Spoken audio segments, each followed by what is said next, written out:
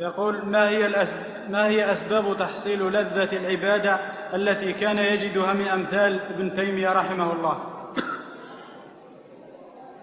ذلك فضل الله يؤتيه من يشاء.